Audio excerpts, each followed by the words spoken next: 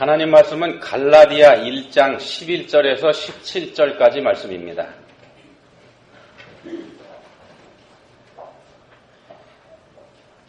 한 목소리로 읽겠습니다. 형제들아, 내가 너희에게 알게 하노니 내가 전한 복음은 사람의 뜻을 따라 된 것이 아니니라. 이는 내가 사람에게서 받은 것도 아니요 배운 것도 아니요 오직 예수 그리스도의 계시로 말미암은 것이라.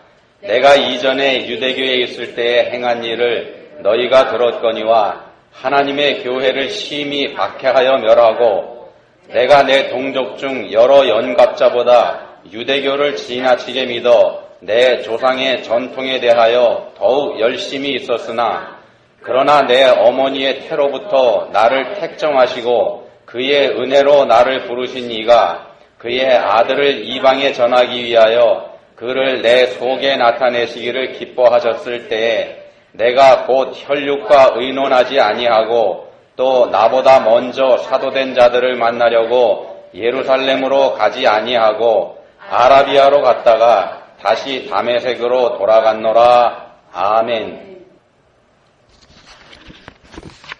베다니 해밀턴이라고 하는 서핑 선수 얘기입니다. 프로 서퍼가 되려고 했었던 이 베다니는 13살이던 2003년에 파도 타기 하다가 상어에게 한쪽 팔을 빼앗기고 맙니다. 이때는 하와이 주 서핑 대회에서 예선을 1등으로 통과한 때였습니다.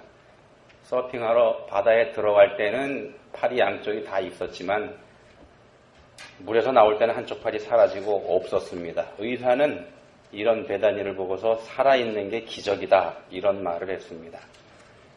이 베다니는 걸음마보다 서핑을 먼저 배웠다고 합니다. 그만큼 재능이 있는 사람입니다. 그런데 사고 후에 다시 이 서핑보드에 일어서기 위해서는 무던히 애를 써야만 했습니다. 사고가 나고 얼마 후에 다시 물에 들어가긴 했지만 한쪽 팔이 없는 상태에서 몸의 중심을 잡을 수 없기 때문에 서핑보드 위에 서는 것조차 되지 않았다고 합니다. 수많은 좌절을 겪을 수밖에 없었죠. 그렇지만 금방 영상에서 보셨던 것처럼 그런 어려운 시기를 이겨내고 2007년에 프로 서퍼가 됩니다.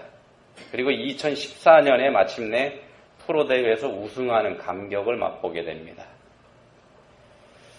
기자가 이 베다니에게 한번 물어봤답니다. 만약에 다시 그날로 돌아간다면, 상어가 팔을 하나 떼가던 그날이죠. 그날로 돌아간다면 서핑하러 물에 다시 들어가지 않을 겁니까? 이렇게 물었더니 베다니가 이렇게 대답을 하더랍니다. 내게 일어난 일을 바꾸지 않겠습니다. 그렇게 된다 그러면 여러분 앞에서는 이런 기회가 없었을 테니까요.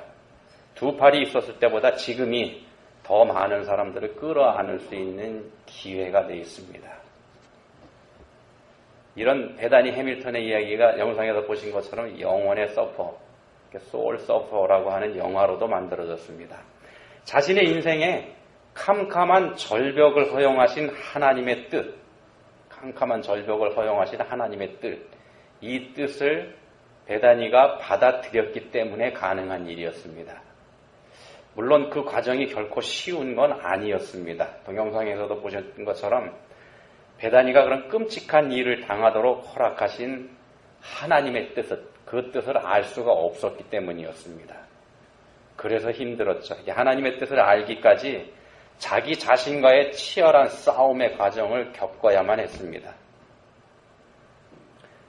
바울 사도, 우리가 잘 아는 바울 사도 또한 이런 과정을 겪은 사람입니다. 바울 사도에게도 내용은 다르지만 이 베다니가 겪었던 것 같은 인생의 절벽이 있었습니다. 우리가 잘 아는 것처럼 바울 사도는 정통 유대교인이었었죠.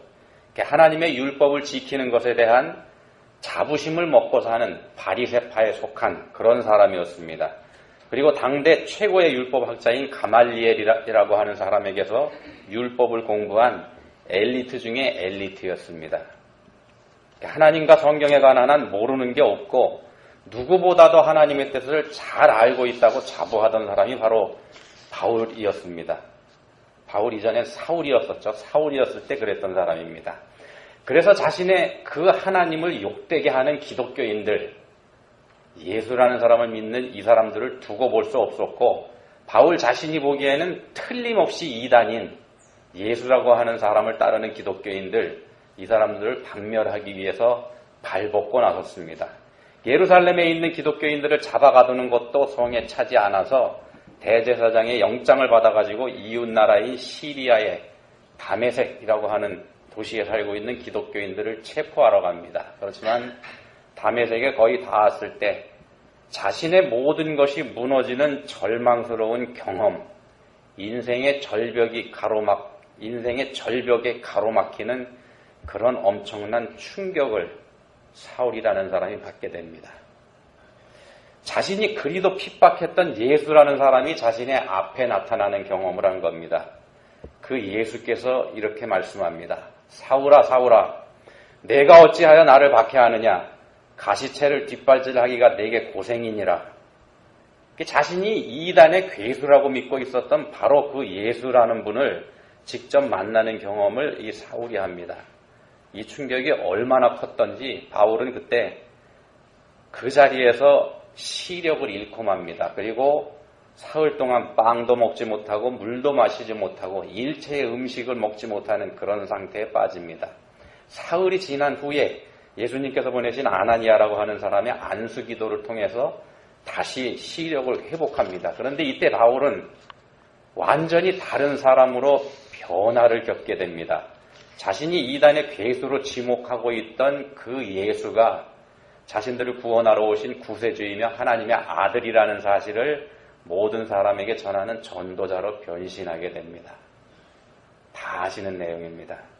바울이 왜 사흘이나 아무 일도 하지 못하고 아무것도 먹을 수가 없었을까요? 사흘 동안 식음을 전폐했지 않습니까? 동영상에 나왔던 베다니가 그랬던 것처럼 바울 자신도 자기 자신과의 치열한 싸움을 이동안에 했었던 겁니다. 자신이 뭘 잘못 알고 있었고 또 예수라는 분은 도대체 누구인지 이것에 대한 고민을 그동안에 하는 겁니다. 자신의 신앙을 처음부터 다시 한번 점검해보는 그런 기회를 가졌던 겁니다. 이 과정이 고통스러웠다는 것, 이건 우리가 그가 사흘 동안 아무것도 입에 대지 못했다는 걸 통해서 쉽게 알 수 있지 않습니까? 그리고 바울은 마침내 자신의 성경 지식으로, 성경에 대한 해박한 지식을 가지고 있으니까는요, 그 성경 지식으로 예수님이 누군지 이거 알게 됩니다. 스데반을 처형할 때부터 자기 자신이 스스로 가지고 있었던 질문에 대한 답을 발견하게 된 것이기도 합니다. 많은 성경학자들이요, 사도행전 7장에서 순교당하는 스데반, 이 스데반하고 바울이 동문수학한 사람이다 이렇게 보고 있습니다. 학교 동창이라는 뜻입니다. 두 사람 모두 가말리엘이라고 하는 당대 최고의 율법학자에게서 배운 수재들이었습니다. 성경과 율법에 관한 한 누구에게도 뒤지지 않는 지식을 가진 박식한 사람들이었다는 말씀입니다. 바울도 스데반도 둘 다 그런 사람입니다. 그런데 그런 스데반이 배신을 하고 이단에 빠져버립니다. 바울이 보기에 그랬다는 뜻입니다. 절대로 그래서는 안 되는 사람이 그런 길로 빠지는 걸 본 바울, 이 바울은 그런 길로 빠져버린 이 스데반을 배신자로 낙인을 찍어버립니다. 사도행전 8장 1절에 보시면은 이렇게 말씀합니다. 사울은 그가 죽임당함을 마땅히 여기더라. 스데반이 죽는 걸 마땅하게 여겼다 이 말씀이죠. 당시에는 사울로 불렸던 바울은 스데반이 돌에 맞아 죽는 현장에 있었습니다. 거기서 스데반을 죽이는 일에 찬성했고 또 그 일에 협조했습니다. 바울이 생각하기에는 스데반은 죽어서 마땅한 사람이었습니다. 그리고 그때부터 스데반과 한 패거리인 기독교인들을 탄압하는 일에 이 사울이라는 사람이 본격적으로 나서게 됩니다. 바울 자신은 그게 하나님을 위하는 일이다 이렇게 믿었습니다. 그렇지만 사실은 이런 열심은 자신이 목격했던 죽음 앞에 있던 스데반의 모습, 그 스데반의 모습을 자기 머릿속에서 지워버리기 위한 바울의 처절한 몸부림이기도 했습니다. 스데반 집사가 순교하는 장면을 기록한 내용이 사도행전 7장 54절부터 60절까지 기록이 되어 있는데요. 우리가 이 부분을 주목해서 볼 필요가 있습니다. 여기서 이제 곧 죽임을 당한 스데반이 성령이 충만해서 하나님의 영광과 또 하나님 우편에 서 계신 예수님을 보는 내용이 기록이 되어 있습니다. 여러분 이 장면 한번 상상해 보십시오. 이때 스데반의 얼굴이 어떠했을지 말입니다. 성령이 충만해서 하늘이 열리고 보좌에 앉아 계신 하나님을 바라보고 그 옆에 계신 예수님을 바라보는 스데반의 얼굴 말입니다. 바울을 포함해서 스데반을 돌로 쳐 죽이려고 하는 사람들에게는 이 장면이 너무나 충격적인 모습이었고 도저히 이해할 수 없는 그런 모습이었습니다. 성경에 직접 이렇게 나와 있지는 않습니다만 이 일로 인해서 바울이 깊은 고민에 빠지게 됩니다. 이단자의 얼굴에서 본 그 충격적인 장면을 어떻게 해석해야 할지 이런 고민에 빠지는 겁니다. 아무리 부인을 해도 거룩하다는 말 이외에는 다른 말로 표현할 수 없는 그런 표정이 스데반의 얼굴에 있었다는 겁니다.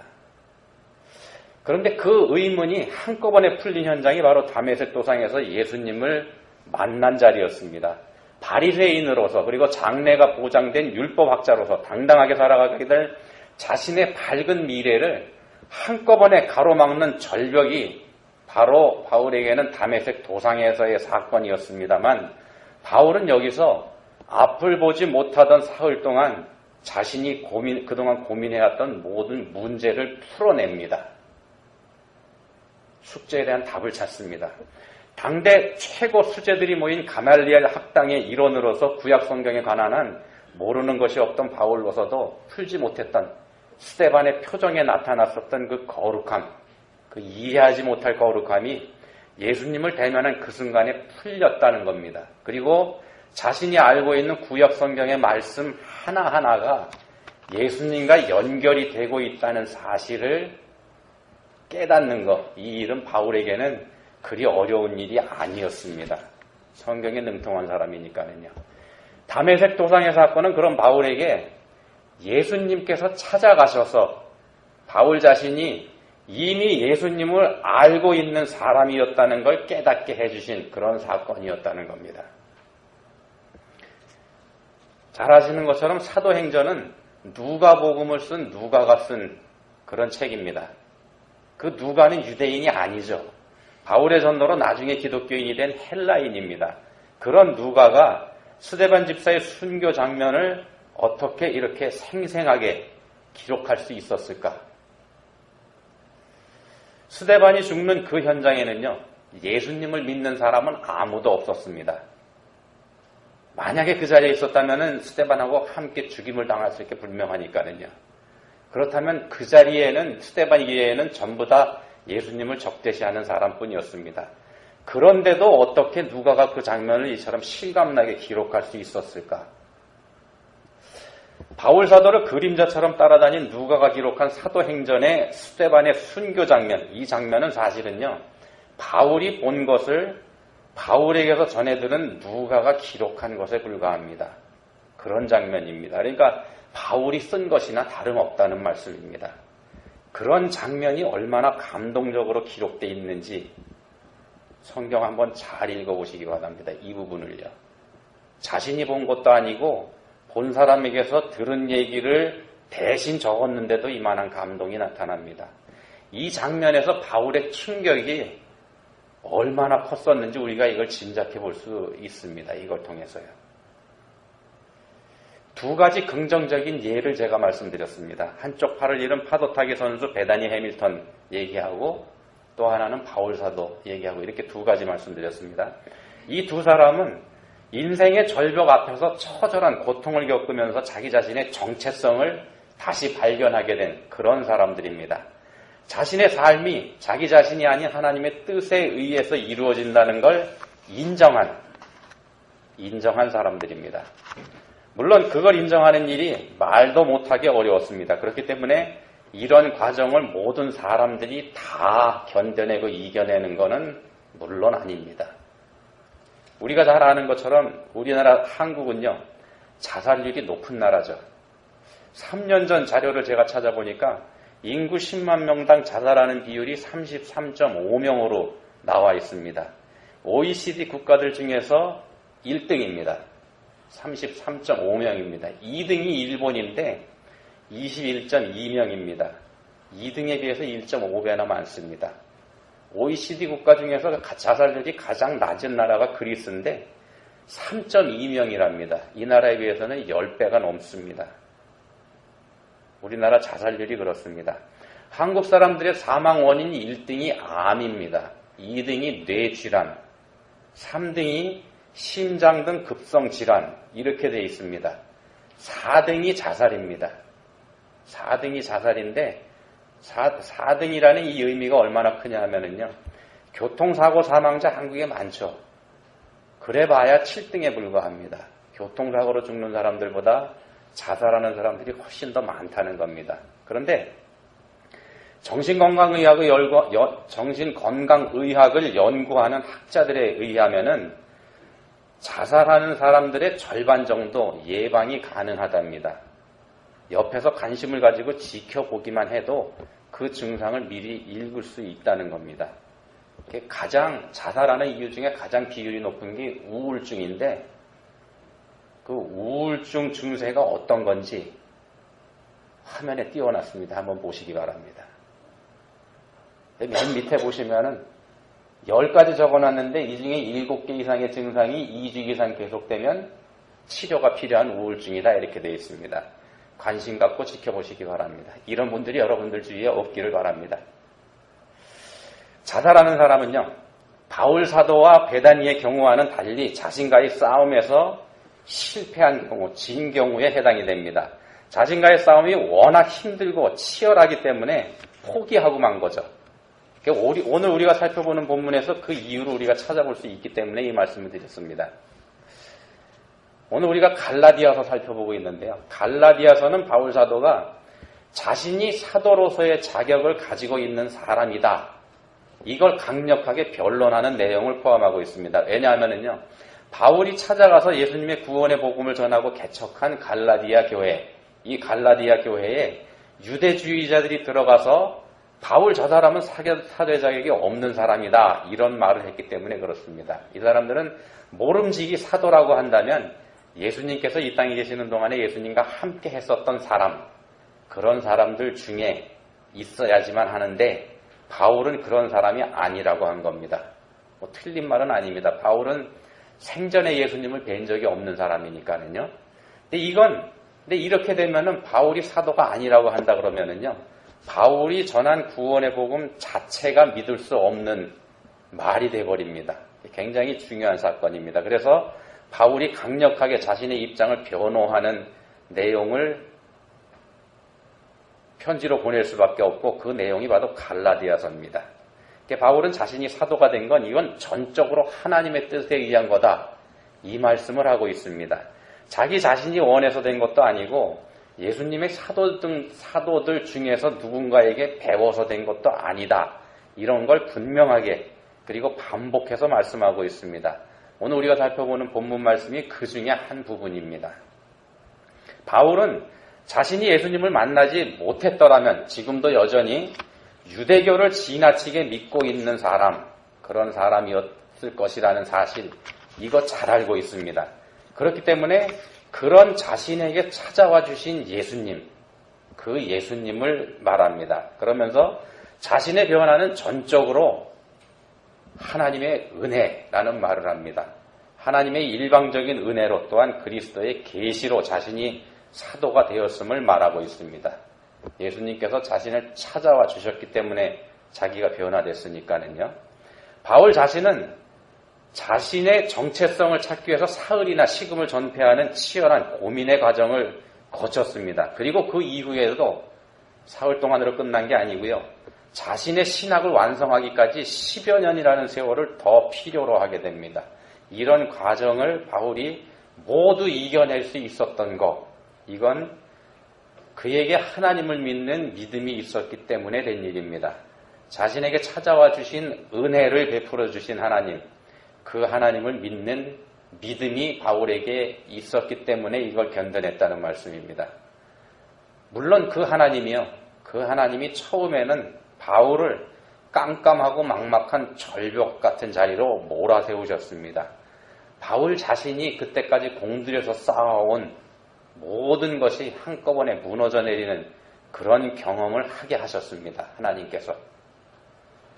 서핑 선수에게 없어서는 안 될 팔을 하나 잃는 사고를 당한 베다니 해밀턴도, 그리고 유대교를 지나치게 잘 믿어서 너무도 당당했던 사울도 하나님께서 두 사람 다 절망이라는 절벽 앞에 세우셨습니다. 그렇지만 이 두 사람 보란듯이 일어섰습니다. 하나님을 믿는 믿음이 있었기 때문에 일어섰습니다. 다른 말로 하면은요, 자신의 삶은 하나님께서 디자인하시고 하나님께서 주장하고 계신다는 사실을 인정했습니다. 하나님께서 자신의 삶을 디자인하고 주장하고 계신다는 사실을 인정했기 때문에 이 사람들이 일어섰습니다. 자신이 당한 이 절벽과 같은 깜깜한 상황, 이것 또한 하나님께서 주장하시는 가운데서 하나님께서 허락하신 뜻 안에, 그 안에서 일어난 일이라는 걸 믿었다는 말씀입니다. 그리고 그런 믿음 위에서 고민을 했습니다. 자신에게 그런 어려움을 주신 하나님의 뜻이 뭔지 알기 위해서 고민을 했습니다. 그들이 어떻게 그 답을 찾았습니까? 어느 날 하나님께서 찾아오셔서 이게 답이다 하고 말씀해 주셨습니까? 아니지 않습니까? 그렇게 하지 않으셨습니다. 베다니 해밀턴도 다시 일어서겠다는 의지를 불태운 자신의 치열한 몸부림을 통해서 그 답을 찾아냈고요. 바울도 고향 다소에 내려가서 10여 년 동안 성경을 깊이 연구하고서야 완전한 답을 가질 수가 있었습니다. 이거 우리가 쉽게 생각해도 쉬운 일 절대로 아닙니다. 이들이 하나님을 믿는 믿음 위에 서지 않았더라면, 믿음의 바탕 위에 서 있지 않았더라면 결코 할 수 없었던 일이라는 말씀입니다. 우리가 구원받은 거, 이거 전적으로 하나님의 은혜입니다. 하나님의 뜻으로 된 일입니다.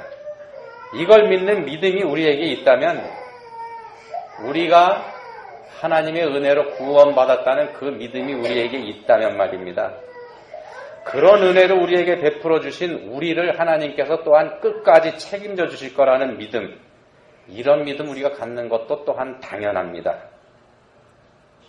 우리에게 은혜를 베풀어 줘서 우리를 구원하신 하나님께서 우리를 끝까지 사랑해 주시는 분이라는 거 여러분 끝까지 믿으시기 바랍니다.